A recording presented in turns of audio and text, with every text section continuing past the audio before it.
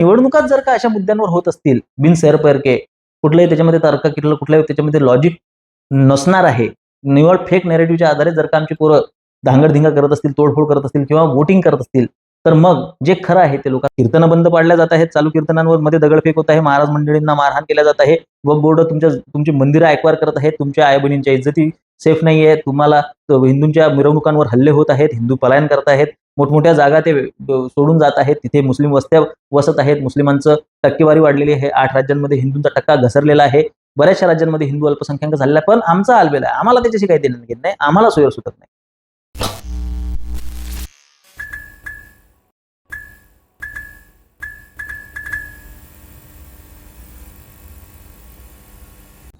जय श्रीराम, हर हर महादेव. मी सचिन पाटील. भाऊबीजीपासून ते रक्षाबंधन पासून माफ करा, रक्षाबंधन पासून ते भाऊबीजीपर्यंत लाडकी बहीण योजना यशस्वीपणे महाराष्ट्रात सुरू आहे. ही योजना जी आहे ही बर्थ चाइल्ड आहे भाजपाची आणि 12 वर्ष झाली ती सुरू आहे अविरतपणे गोव्यासारख्या राज्यात, मध्य प्रदेशमध्ये, ओडिसामध्ये आणि छत्तीसगड सारख्या राज्यांमध्ये सुद्धा. याच्याबद्दल मी मागेच बोललो. मी या लाडकी बहीण योजनेचं एवढं प्रमोशन का करतोय, त्याच्या एवढा हात का मागं लागलोय, याचं कारण तुम्हाला सांगतो. काय असते ना, जनता आपली भाबडी आहे आणि जे वोटर्स आहेत ना, त्यांना खूप शॉर्ट टर्म मेमरी लॉस आहे. खास करून आपल्या हिंदू वोटर्सला. मुसलमानांचं गठ्ठा मत आहे, त्यांना माहिती आहे की काय करायचंय, कोणाला टार्गेट करायचंय, त्यांचे फतवे निघतात.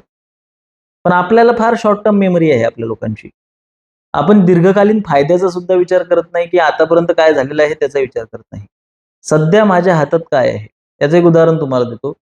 पोस्टात एकदा मी बसलेलो होतो आणि पोस्टात बसलेलो असताना आमच्या अशा योजनांवर, ह्या राजकीय अशा गप्पा मी सहसा बाहेर करत नाही, पण आमचे एक मित्र होते, त्यांना फार इंटरेस्ट ते करत होते.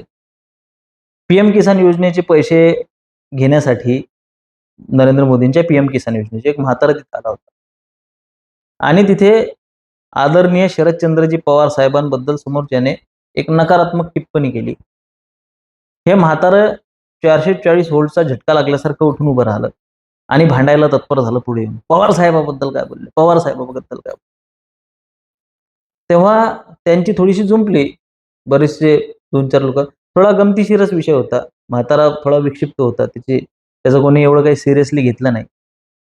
पण त्या म्हाताऱ्याच्या बोलण्याचा जो कल होता किंवा इतरही त्या लोकांचं जे मी बघितलं, तेव्हा माझ्या असं लक्षात आलं, की हे जे पवार साहेबांची जादू आहे किंवा ही जी काँग्रेसची, राष्ट्रवादी काँग्रेसची, शरद पवार गटाची ही जी जादू आहे, ही लोकांवर का आहे?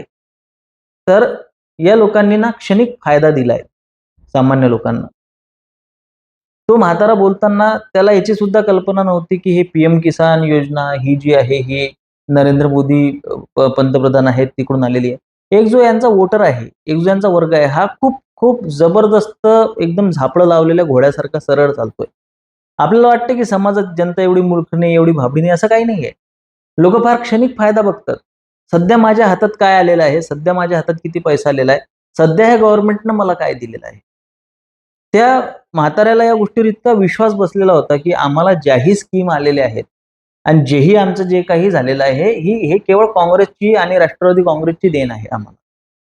आजपर्यंत आम्हाला जेही काही पैसे मिळतात, जेही कर्जमाफी होते, शेतकरी आत्महत्येवर जेही पैसे मिळतात, ते सगळं काही केवळ आणि केवळ हे पवार साहेबांमुळे शक्य झालेलं आहे. त्या म्हाताऱ्याचा दृढ विश्वास तो होता. हा दृढ विश्वास का बनलाय? कारण की जसं मी सांगतोय, की ह्या ज्या योजना आलेल्या आहेत वर्षानुवर्ष, हे जे अनुदान असेल, हे जे जेही काही समजा सवलती असतील, सूट असेल, याची जी सवय पडलेली आहे आमच्या जनतेला, ती अशी पडलेली आहे, की ते केवळ त्या क्षणापुरता विचार ते करतात, की आज रोजी माझ्या हातात काय आहे? या भूमिकेला ओळखून जर का राजकीय डाव म्हणून लाडकी बहीण योजना जर का बघितली, की हा एक राजकीय डाव आहे. तर हा राजकीय डाव यशस्वी झालाय का? आणि त्याने आपल्या आया-बहिणींचा फायदा होतोय का? या भाऊबीजीपासून ते रक्षाबंधनपर्यंत ₹7,500 जे तुम्हाला मिळालेले आहेत. त्या ₹7,500 मध्ये काय होऊ शकतं? दिवाळीचा किराणा होऊ शकतो का एका कुटुंबाचा? बरीच लोकं म्हणतात, "होणार नाही. पाटील तुम्हाला महागाई माहिती नाही." मी अलीकडेच भरला. एवढा जास्त होत नाही. ₹7,500 मध्ये दिवाळीचा किराणा येऊ शकतो. हां, तुम्ही जर का काजू, बदाम त्याच्यामध्ये भिजून खात असाल समजा सकाळ संध्याकाळ तर होणार नाही. पण एक सामान्यतः याच्यात एक दिवाळीचा किराणा एका कुटुंबाचा येऊ शकतो. ₹7,500 मध्ये त्यांना आर्थिक मदत होऊ शकते का? तर निश्चितच होऊ शकते. ₹1,500 महिना हा खूप अल्प आहे का? अर्थातच अल्प आहे. पण तो म्हणजे बुडत्याच काडीचा आधार किंवा डूबते हुए को तिनके का सहारा होऊ शकतो का? तर निश्चितच होऊ शकतो. मग ही जी रोख योजना आहे, ही जी रोख फायद्याची योजना आहे, याचा उपयोग व्होटिंगसाठी झाला पाहिजे. जनतेने भरभरून त्याचा प्रतिसाद म्हणून त्याच्यात मतात रूपांतर झालं पाहिजे. ही मनीषा जर का कोणाची असेल तर यामध्ये काहीही गैर नाही. आजवर जे होत आलेलं आहे, आज तोच पायंडा पडलेला आहे आणि जसं मी सांगितलं, की सामान्य जनतेला आजपर्यंत काय झालंय, कलम 370, राम मंदिर, हिंदूंची अस्मिता, हिंदूंची सुरक्षा, हिंदूंच्या आया-बहिणींची सुरक्षा, आपली आपलं अस्तित्व, या सगळ्या प्रश्नांबद्दल तो उदासीन आहे, तो न्यूट्रल आहे. त्याला काही एक फरक पडत नाही. एक बऱ्याच मोठ्या गटाला एक छोटा गट आहे, की जो खूप जास्त त्याला तो जागरूक आहे. त्याला माहिती आहे, की भविष्यात काय होणार आहे, आपल्यावर काय संकट ओढवणार आहेत. पण हे एक मोठा असा गट आहे, जो वोटर आहे, की ज्याला याच्याशी काही सोयरसुतक नाही. ज्याला काही देणं-घेणं नाही.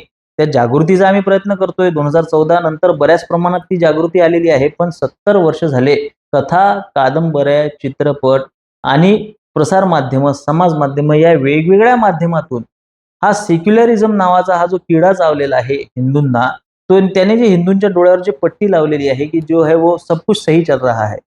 सगळं काही हे फक्त राजकारण्यांनी सोडलेली पिल्लं आहेत. हे असं काही नसतं. हिंदू सुरक्षित आहे. कीर्तनं बंद पाडल्या जात आहेत. चालू कीर्तनांवर मध्ये दगडफेक होत आहे. महाराज मंडळींना मारहाण केल्या जात आहे. वक्फ बोर्ड तुमची मंदिरं ॲक्वायर करत आहेत. तुमच्या आई-बहिणींच्या इज्जती सेफ नाहीये. तुम्हाला हिंदूंच्या मिरवणुकांवर हल्ले होत आहेत. हिंदू पलायन करत आहेत. मोठमोठ्या जागा ते सोडून जात आहेत. तिथे मुस्लिम वस्त्या वसत आहेत. मुस्लिमांचं टक्केवारी वाढलेली आहे. 8 राज्यांमध्ये हिंदूंचा टक्का घसरलेला आहे. बऱ्याचशा राज्यांमध्ये हिंदू अल्पसंख्याक झालेला आहे. पण आमचा आलबेल आहे. आम्हाला त्याच्याशी काही देणं घेणं नाही. आम्हाला सोयरसुतक नाही. तर ह्या बहिणींना सुरक्षेची हमी, सोबतच त्यांना आर्थिक सुरक्षेची हमी ही कशी मिळू शकेल? कशा पद्धतीने मिळू शकेल? आधुनिकतेच्या नावाखाली हे जेही काही लोन आपल्याकडे येत आहे, आपली संस्कृती, आपला धर्म नष्ट करू पाहतोय, याच्यामुळेही ज्या समस्या निर्माण झालेल्या आहेत, त्याच्याशीही आम्हाला काही सोयरसुतक नाही. आम्हाला सोयरसुतक आहे, की आज आमच्या हातात काय आहे? आणि त्यामुळे राहिला प्रश्न बेरोजगारीचा, राहिला प्रश्न इतर समस्यांचा, सामान्य जनतेला खरोखर देणे-घेणे आहे का? की 85,000 कोटीची गुंतवणूक हे सेमीकंडक्टर क्षेत्रामध्ये महाराष्ट्रामध्ये झालेली आहे. महाराष्ट्राने स्वतःचं सेमीकंडक्टर धोरण त्याने घोषित केलेलं आहे. स्कोडा फोक्सवॅगन कंपनी असो किंवा टोयोटा किर्लोस्कर कंपनीची 21,000 कोटींची गुंतवणूक असो, चाकणमध्ये असो, संभाजीनगरच्या MIDCमध्ये असो किंवा आतापर्यंत मी गेल्या माझ्या व्हिडिओमध्ये ज्याही अ, अ, औद्योगिक धोरणं जी आपण अवलंबलेली आहेत, ह्या सरकारने अवलंबलेली आहेत. किती हजार कोटींची इन्व्हेस्टमेंट आहे, कसा औद्योगिक क्षेत्रामध्ये कशा-कशा पद्धतीची क्रांती होणार आहे, याच्यावर मी सविस्तर बोललेलो आहे. सविस्तर मी याची मांडणी केलेली आहे. ते मी परत सांगणार नाही. पण हे जेही काही आज सरकार करतंय, हे पोहोचवण्यामध्ये कुठेतरी आपल्याला अपयश येत आहे सामान्य लोकांपर्यंत किंवा सामान्य लोकांना ह्याच्यामध्ये काही देणं-घेणं नाही, काही सोयरसुतक नाही, असं दिसून येत आहे.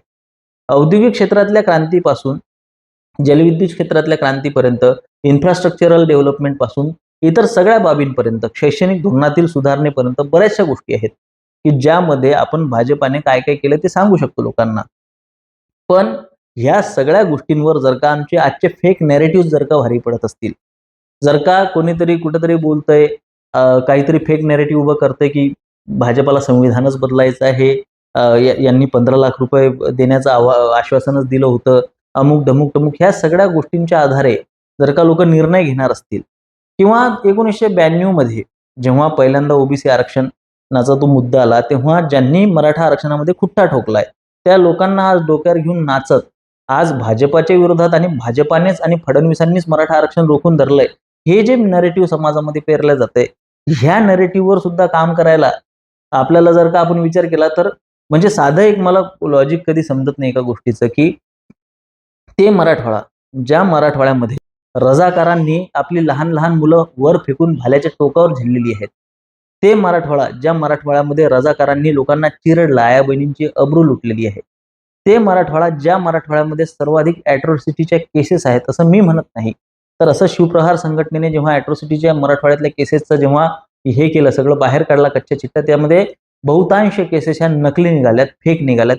तो मराठवाडा जो या सगळ्या गोष्टींनी हे आहे, अवर्षणग्रस्त आहे. तिथे पाऊस कमी आहे, जिथे नापिकी आहे किंवा जिथे इतर सगळ्या समस्या आहेत, त्या मराठवाड्यामध्ये तिथला तरुण आज काय करतोय? तर तिथला गेवराईचा तरुण येऊन इथे भांडारकर पडतोय. ते सांगतायत की बाबा छत्रपती शिवाजी महाराजांवर अन्याय झाला, तो ब्राह्मणांनी केला, म्हणून आमच्या मराठवाड्याची ही स्थिती आहे. त्यांना लॉजिक जर विचारलं, याचा सेन्स काय? पश्चिम महाराष्ट्रामध्ये छत्रपती शिवाजी महाराज, कोकण, पश्चिम महाराष्ट्र ज्या भागामध्ये छत्रपती शिवाजी महाराजांच्या घोड्यांच्या टापी सर्वाधिक फिरल्या, त्या भागामध्ये आज समृद्धी आहे. मराठवाड्यामध्ये महाराज किती काळ होते, कुठे होते, वास्तव्यास होते का? मग महाराजांवर इकडे ब्राह्मणांनी अन्याय केला तुमच्या मते, म्हणून इथला मराठवाडा आज अवर्षणग्रस्त आहे किंवा इथल्या मराठवाड्याच्या तरुणाच्या हाताला रोजगार नाहीये. हा प्रश्न जेव्हा तुम्ही त्यांना मांडता, तेव्हा त्यांना विचारता की बाबा हे कसं काय? म्हणजे बीडमधले तुम्ही एका ब्राह्मण कुटुंबावर हल्ला केला. कारण काय, तर तो भाजपाचे प्रचार प्रसार करतो असा तुमचा समज होता. या हल्ल्याच्या मागचं लॉजिक जेव्हा आपण त्या तरुणांना विचारतो, त्यांच्याकडे काहीच नाहीये. की पश्चिम महाराष्ट्र हा समृद्ध आहे, इथे शिवाजी महाराज होते, इथे ब्राह्मणांनी त्यांच्यावर अन्याय केला, इथं काही फरक पडलेला नाही. सगळा फरक जो पडलाय तो मराठवाड्यातल्या तरुणांवर. हे जे फालतूचं लॉजिक सांगून तिथल्या तरुणांची माथी भडकवल्या जात आहेत आणि त्यांना सांगितलं जातं की बघा, हे आतापर्यंत ब्राह्मणांनी तुमचं आरक्षण मारून ठेवलेलं आहे. या सगळ्या गोष्टींवर त्यांचा विश्वास बसतो. कसा बसतो देव जाणे.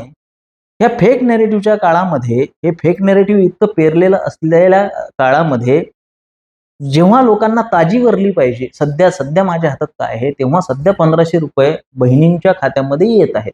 या गोष्टीचा प्रचार प्रसार होणं फार गरजेचं आहे. जर का साम दाम दंडभेद वापरून आणि जर का कूटनीती वापरूनच जर का इलेक्शन होत असतील आणि अशा पद्धतीने फेक नॅरेटिव्हच्या आधारेच जर का इलेक्शन जिंकल्या जात असतील, तर मग जे सत्य आहे, जे दिसतं आहे, जे दाखवल्या जात आहे, 7,500 आलेले आहेत डिसेंबरमध्ये, पुढचा महिना येईल, पुढेही ही योजना कंटिन्यू राहणार आहे. याचं मॉडेल कुठं आहे? तर गोवा आपल्या डोळ्यासमोर आहे, मध्य प्रदेश, ओडिसा आपल्या डोळ्यासमोर आहे, छत्तीसगड आपल्या डोळ्यासमोर आहे. तिथे यशस्वीपणे हे मॉडेल राबवलं गेलेलं आहे. कर्नाटकमध्ये आणि इतर ठिकाणी, तेलंगणासारख्या ठिकाणी किंवा हिमाचल प्रदेशमध्ये काँग्रेसने दिलेली आश्वासनं खोटी ठरली आहेत, त्यांच्या योजना फेल गेलेल्या आहेत. हे चित्र लोकांना दाखवणं गरजेचं आहे. म्हणून मी या योजनेच्या एवढा हात धुवून मागं लागलेलो.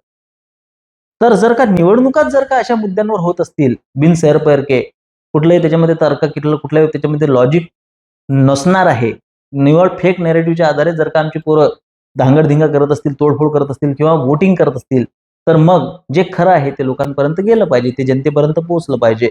हा माझा प्रयत्न कायमस्वरूपी राहिलेला आहे. लाडक्या बहिणींना भाऊबीजेच्या मनापासून हार्दिक शुभेच्छा. पुढच्या रक्षाबंधन आणि पुढच्या भाऊबीजेपर्यंत ही योजना चालत राहो. या योजनेच्या रकमेतही वाढ हो. तुम्हीही समृद्ध व्हा, वृद्धिंगत व्हा, हेच मी ईश्वराचरणी प्रार्थना करतो. माझे विचार पटत असतील तर सहकार्य असू द्या. धन्यवाद. जय श्रीराम. हर हर महादेव.